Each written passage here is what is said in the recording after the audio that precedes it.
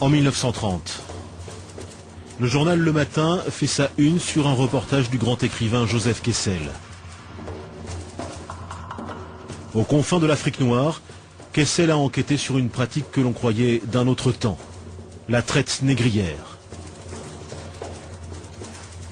Sous ses yeux, des caravanes d'hommes, de femmes et d'enfants, épuisés, enchaînés.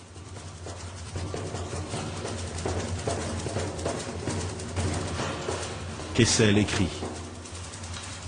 De génération en génération, les ancêtres de ces misérables avaient été radiés, enlevés, vendus.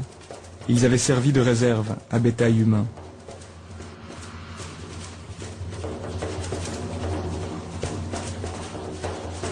Kessel parle à des esclaves. L'une d'elles lui dit « Je ne me rappelle plus d'où je suis. Il y a très longtemps, près d'une grande forêt, un village a brûlé. Des hommes m'ont enlevé. J'ai eu beaucoup de peine à marcher loin avec eux. J'ai eu bien des maîtres, bien des enfants.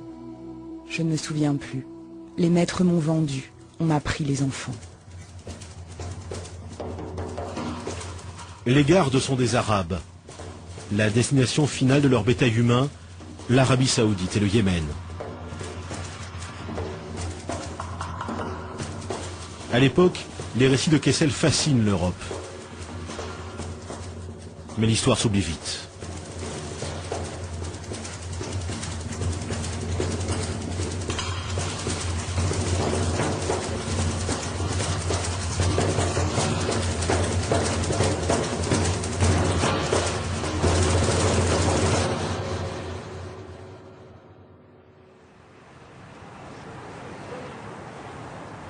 « 75 ans après, à peine une vie d'homme.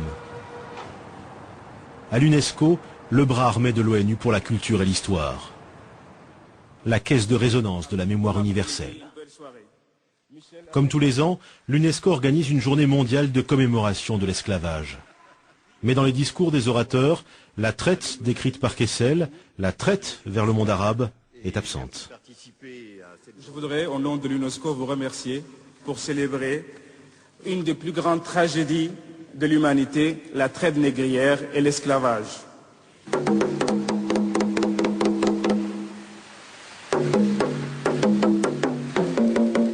La traite négrière a été brutale et déshumanisante, mais elle a forgé l'histoire des 4 continents.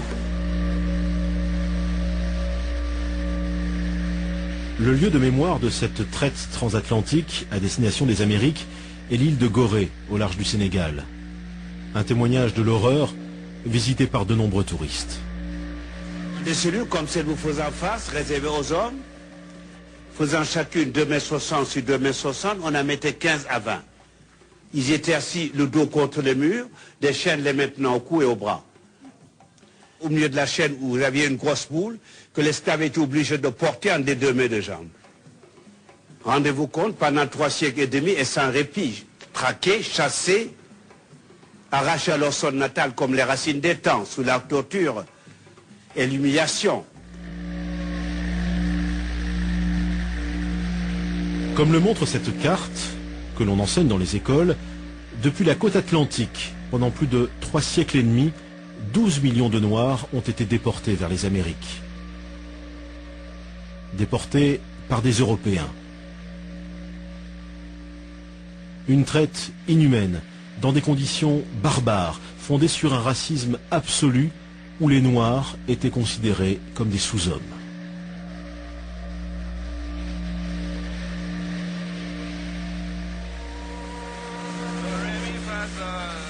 La plupart des civilisations ont eu recours à l'esclavage, mais rien n'est comparable à l'industrie de l'esclavage transatlantique.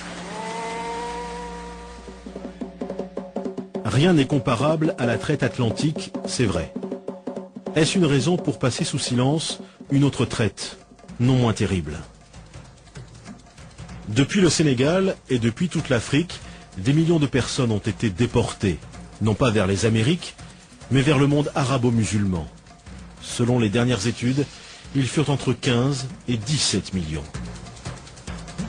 Cette traite a duré pas moins de 1400 ans, du 7e au 20e siècle.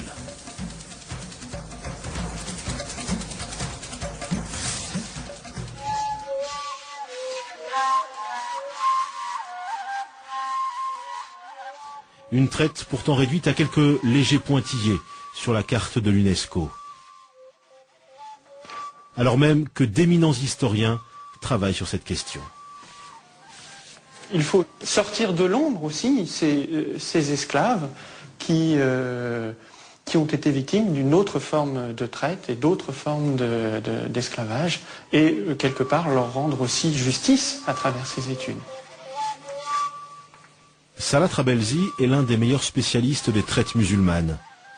Lui aussi est confronté régulièrement aux effets de l'ignorance. J'ai assisté récemment à un colloque au Maroc et un assistant donc au colloque qui a pris la parole pour dire écoutez, je ne comprends pas qu'on puisse en effet associer donc ou comparer l'esclavage en terre d'islam avec les autres formes d'esclavage, puisque chez nous donc les esclaves ont été toujours bien traités.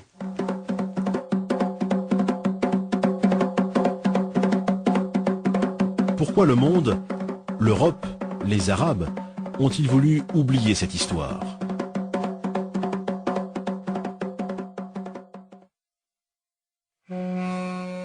L'esclavage fut pratiqué depuis la nuit des temps par tous les peuples, égyptiens, romains ou grecs. Mais alors qu'en Occident, le christianisme y met fin, le monde arabe, lui, perpétue cette tradition.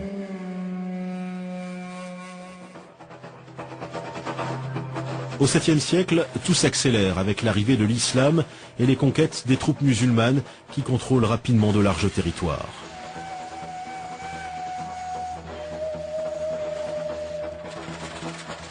On sait que justement dès le début de l'islam, la crise ou la pénurie de main-d'œuvre était criante et que là aussi la conquête donc avait aussi comme motif, parmi les motifs de la conquête, il y avait aussi ce besoin de capturer des hommes et d'en faire des esclaves, d'en faire justement une main-d'œuvre donc susceptible d'être engagée dans les différents chantiers donc qui allaient être mis en place.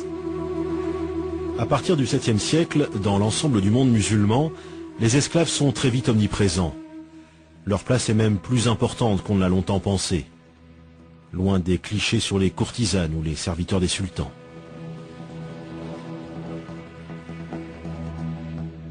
La recherche aujourd'hui montre que les effectifs d'esclaves étaient plus importants et qu'il existait non seulement dans les demeures bourgeoises, mais qu'ils existaient aussi dans les campagnes, et qu'ils étaient employés non seulement en tant que travailleurs domestiques, mais aussi en tant que travailleurs productifs, sans parler de l'armée, etc.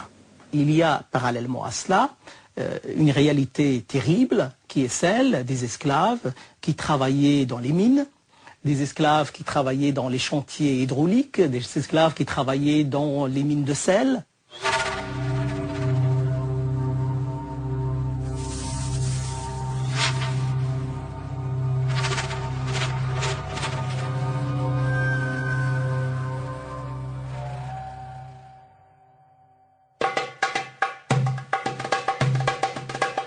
Avec le développement de l'empire arabo-musulman, la traite s'organise.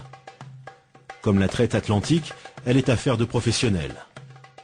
De puissants trusts régissent ce commerce comme ceux du Caire.